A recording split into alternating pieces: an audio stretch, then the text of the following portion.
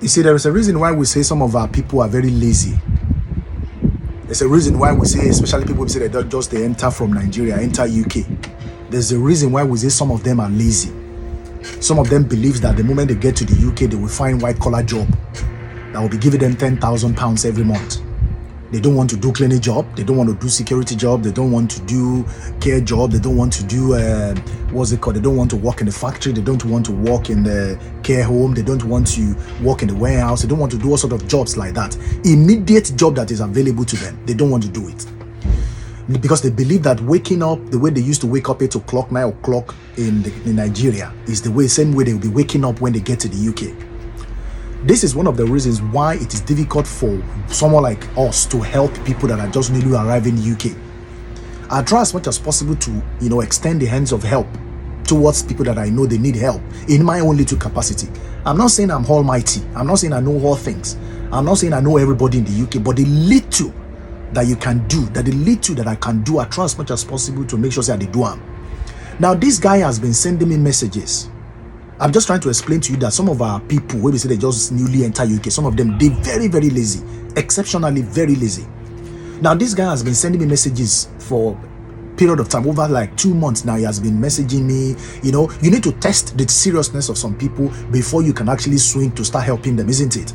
Now, this guy has been sending me different messages, DMs, various kinds. I need job. I've been in the UK for like 6 months. I don't have any work and blah, blah, blah. Okay, I said, okay. Let me just try as much as possible to speak to some of my friends that work in, that are supervisors in some of these cleaning companies around UK. You understand? So I spoke to one of them. Fortunately, there was a vacancy, for this early morning cleaning job. I called the guy. I said, can you work so place and place for this so number of hours? And this is the amount of money you'll be getting. This is how much you're getting per hour. And he said, okay, bros, I will do it. I love it. I will do it. Thank you very much, bros. He was very happy. He started the first week, he was doing the job well. Second week, third week. The third week, he finished. And the fourth week, he started running late, getting to work late and, calling in, booking on sick, like, oh, I can't make it today, I'm sorry, or coming back late from lunch, all those things. And when you are working in the UK, nowhere in the UK that you work, they don't tolerate lateness. If you are late one, they will believe it's just a mistake. Anything can happen. Twice, the third time, the fourth time, they will believe it is deliberate. You understand? Now, this guy has stopped going to work and he did not bother to inform me, to tell me that, oh, Mr. D, I'm no longer interested in that job. I found another job. He didn't bother to say anything of such. You understand? So at least if you have found a new job and you no longer like the cleaning job or early morning job, at least you should inform me to let me know that, oh, Mr. D, thank you very much for your offer. Thank you very much for your assistance so far. I have found a job. I have found something different or something better. I now want to move on. Isn't it the right thing for someone like that to do? You understand? So if I recommend someone else for that particular position now or for that company, will they be able to employ that person for that same job? This is one thing we say to our people. Some of them are very late. So when I pick up my phone, despite the fact that he didn't call me, I pick up my phone to call him. What's up? Why didn't you go to work? I got a report from the ward that you have been running late. You have been, misbehaving. You have not been doing the job you're supposed to do it. Why didn't you call me when you were even leaving the work? Oh, he said, I'm sorry. I was supposed to have called you, this and that. He couldn't give me any cogent reason why he didn't go to work since then. I was the one who called him. See, this is the reason why it is very difficult. This is the reason why when you get to the UK, you discover some people are keeping to themselves. They don't want to talk to anybody.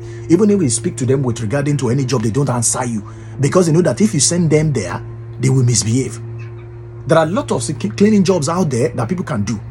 So long you are able to work, I've said it before, I said, in as much as you are not lazy, you will get something to do in the UK until you are able to find a job that you desire. But a lot of people still carry that mentality from Nigeria that, okay, when I get to it doesn't work like that until you continue to change your orientation, your perception about what the UK is. It will be very, very hard for you. This is what I keep telling people, and I want them to continue to understand. So if you are able to get a specific job, know fully well that that job is not a job you are doing forever. It's just a job for the moment. And after maybe a couple of months, in the next few months or years, you will be able to find something else. You just have to be in that job, be doing it until you are able to find something different.